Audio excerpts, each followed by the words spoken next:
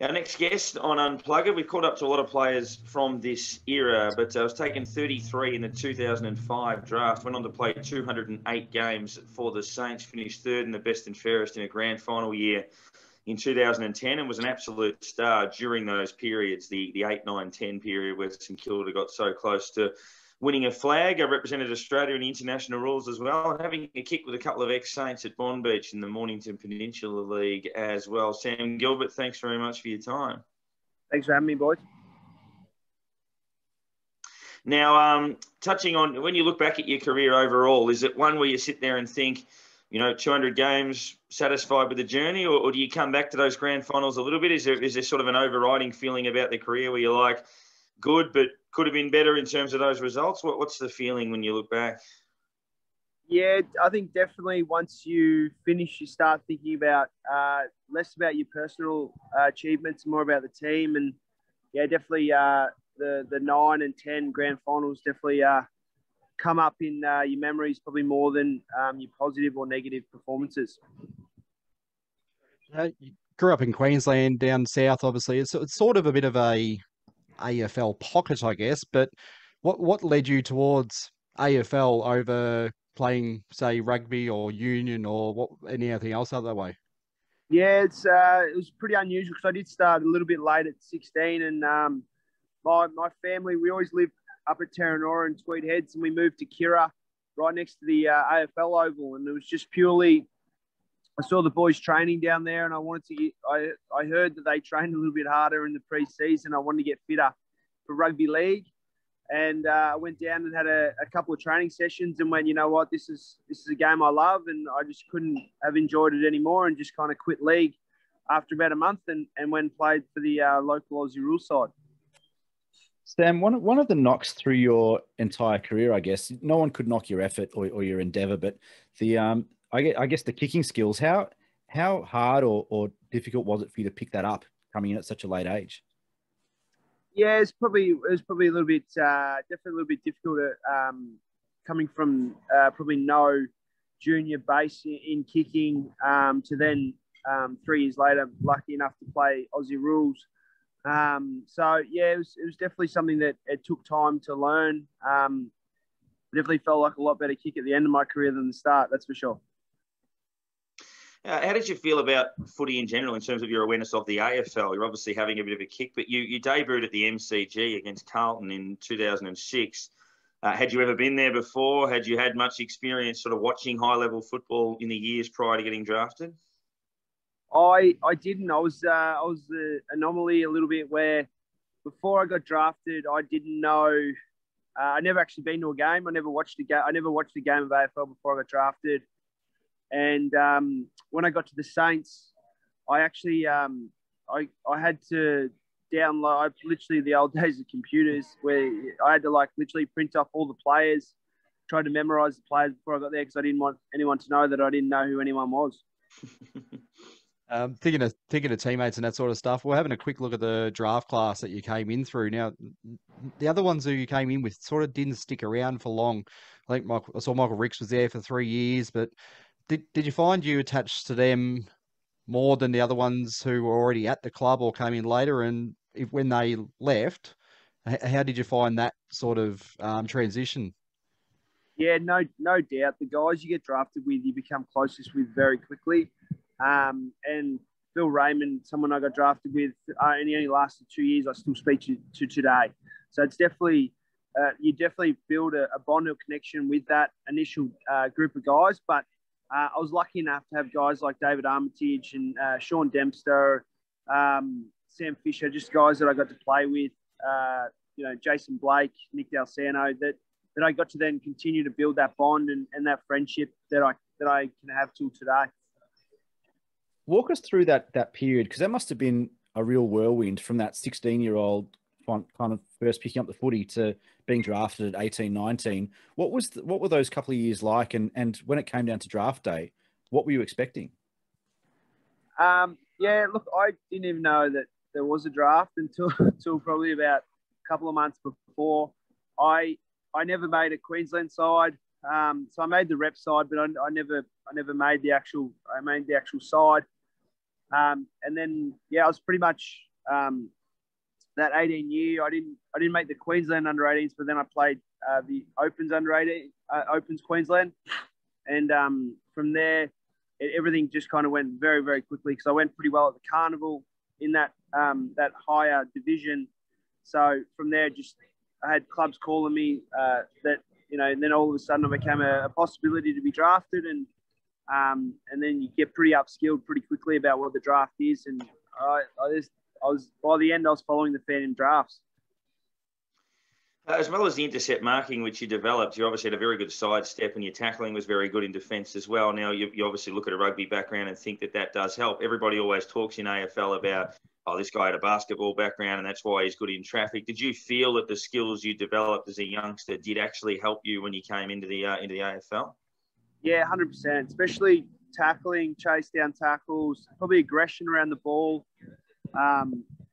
League's a great sport for that high contact feeling. So when I was lucky enough to come into the AFL system, tackling wasn't as much on the agenda as what it is that you see today. So early on, to have that tackling ability definitely gave me an advantage over the other players. Yeah, it came in on the back of a very successful side. Basically, they've been playing finals, preliminaries, and so it's going to be very hard to actually break into the team. But when it finally happened, how did that happen, and how did it feel? Yeah, so I was pretty lucky. Well, Ross Lyon came, and as soon as Ross got to the club, he definitely made my tenure there very, very easy. He was a very hard coach, but as a probably competitive kid, I knew what he wanted. So I gave me that edge to try my hardest and to really put pressure on, and then I got rewarded for that. So I was lucky enough to break into the side. Looking back at that draft time and some of those fan drafts and mock drafts that you mentioned earlier, there was a lot of talk about you playing fullback and potentially being the heir apparent to Maxie Hutchison at fullback. You had really good closing speed and obviously attack at the contest and that sort of stuff. But you end up being a really valuable kind of third man in defence, halfback flanker, running defender, etc. in a time where there wasn't a lot of those types of players. How did you feel? What was your best position at the time? Definitely halfback. It's probably coming from a limited AFL background. Halfback is probably the most suited to those kind of players. Definitely, like I found playing up forward very difficult. So that's where also the league background kind of comes into a bit of an advantage, where you're used to breaking the line. So when you pass and you're obviously going through the back line, which I was a backman in rugby league, you look to break the line. So when I was playing that third tall half back, when I had the ball, it was similar to like rugby league, where you're in your line, you're attacking defence, and you can break the line. So that came very naturally to me to play that way.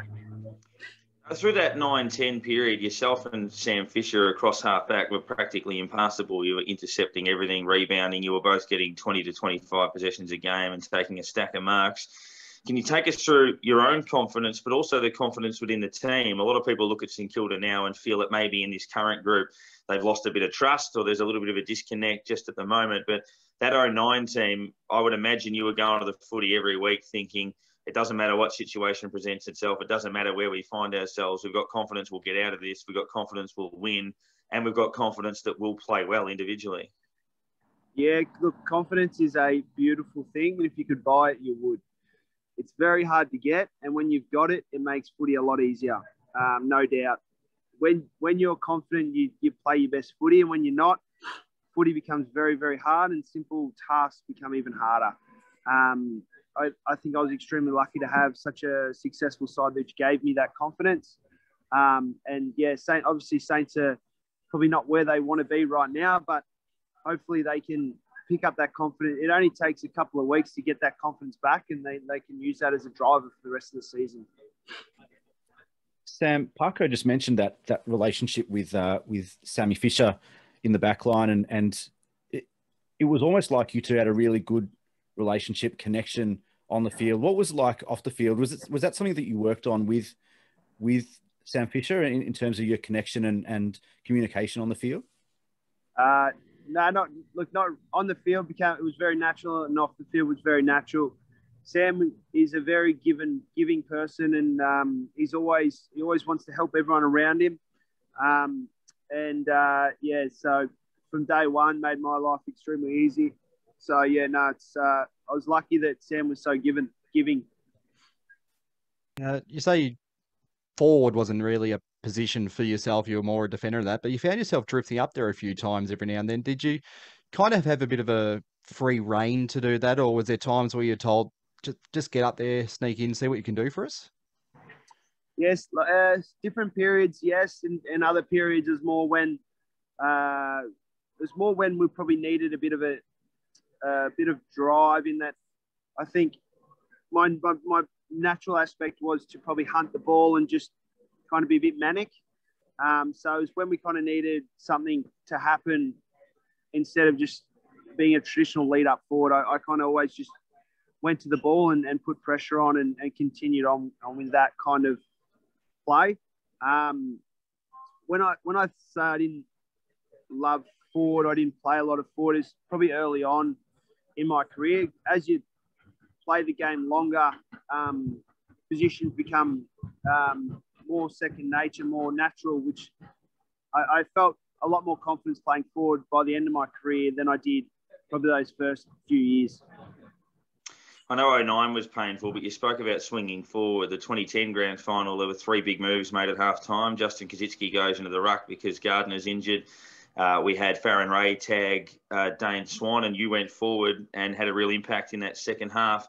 If you look at that game or those Grand Finals, is there a memory that sort of stands out? Is it one where, you know, you put your head on the pillow at night and go, we had a massive crack? How do you reflect on those, well, I guess 3 days, 09 and then twice in 2010? I think about Tommy Hawkins hitting the post a few times because I saw that pretty up close. Yeah. That didn't make me too happy. Look, you don't tend to think about you do think about your own performances a lot, and it's not always very positive about those games. I was lucky enough to kick a goal in the drawn grand final, which is a memory I'll always cherish. But just even making grand finals and, you know, being part of the parade and, you know, just being there on that day is a very special feeling that I'll always have. You mentioned that goal that you kicked. I think there was about 7 minutes left. We were just heading into time on in the third quarter from memory. What was the feeling amongst the group at that time? Because obviously, you know, the first half was difficult for us as a team, but then throughout that third quarter, I guess in the stands, we felt that we were a real shot. You know, we were having a real red hot crack. And what was the feeling out on the ground in terms of that comeback? Yeah, you definitely felt the momentum shift, and I think there was always that feeling that we lost the year before, which we knew how much that hurt. And I think that was a driving factor as well for a lot of players out there, which, you know, probably helped that arm wrestle to come back to the draw that you saw in the day. And for yourself, do you feel like if it had been the extra time, do you feel like we had the momentum to take it that day?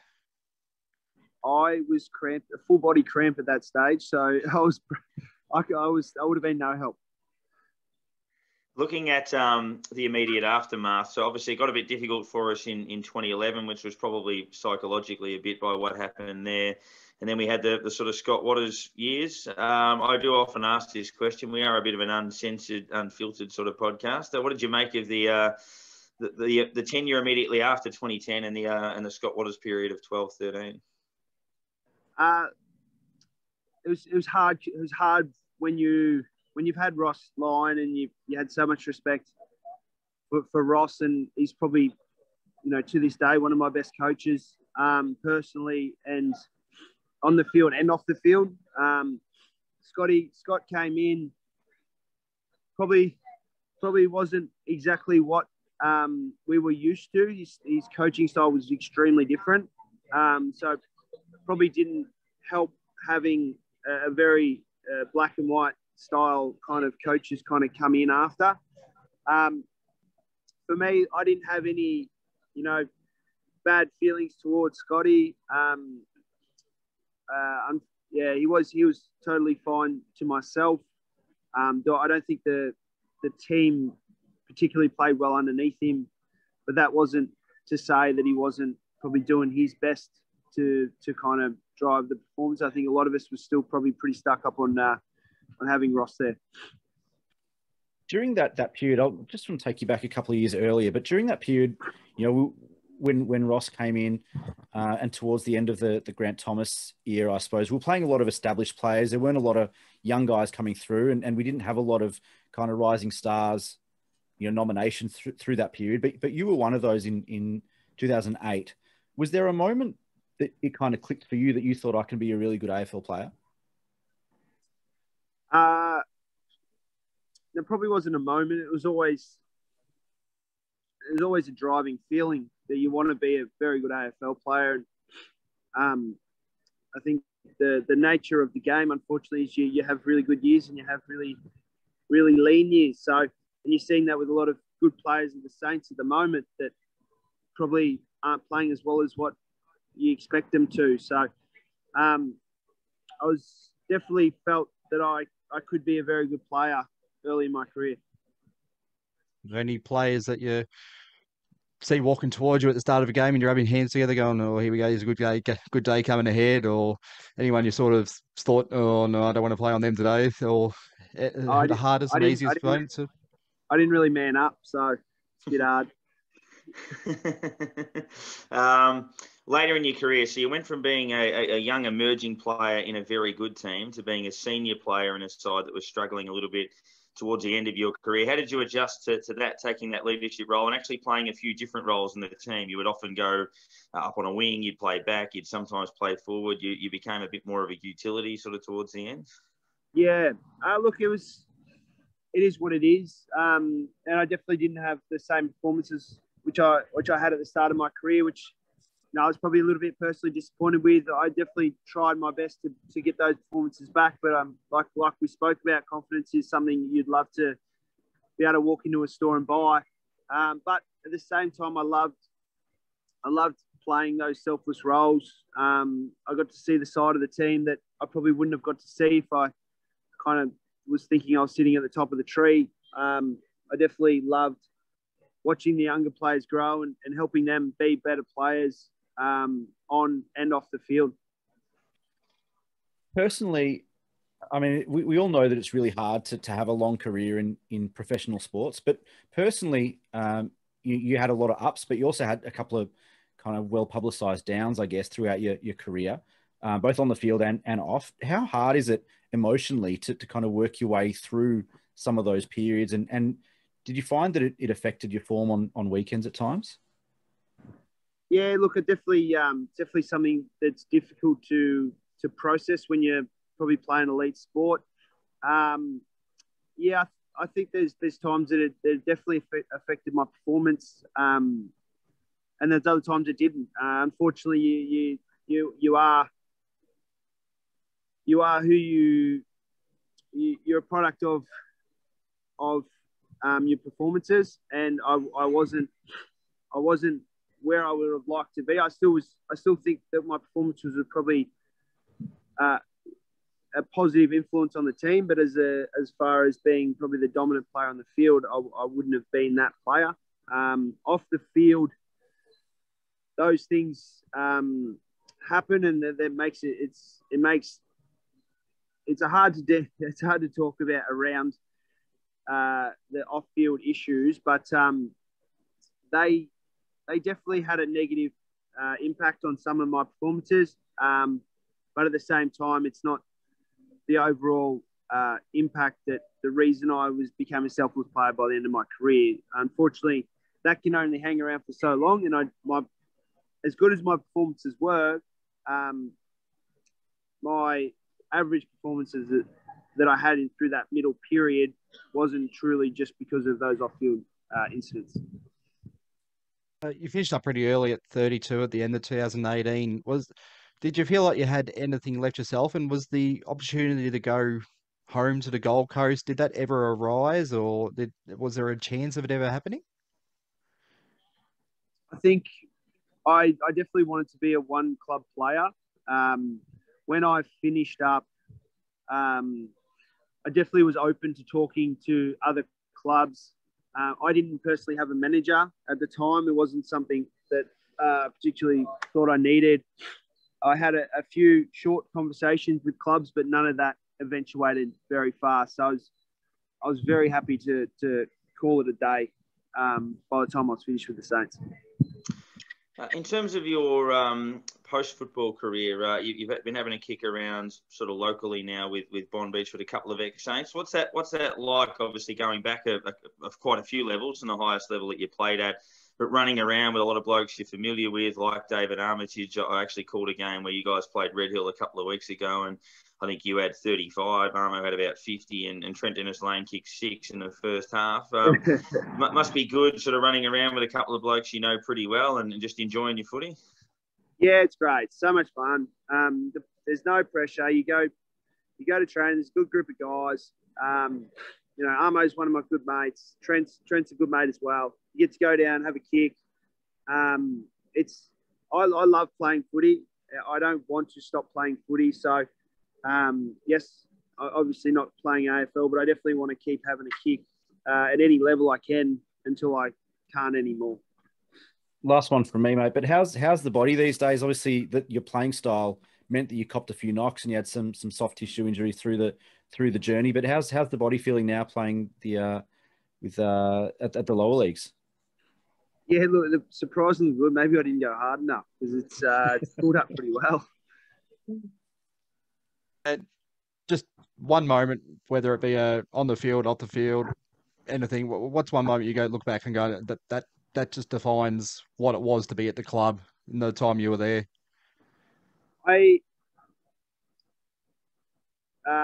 One moment.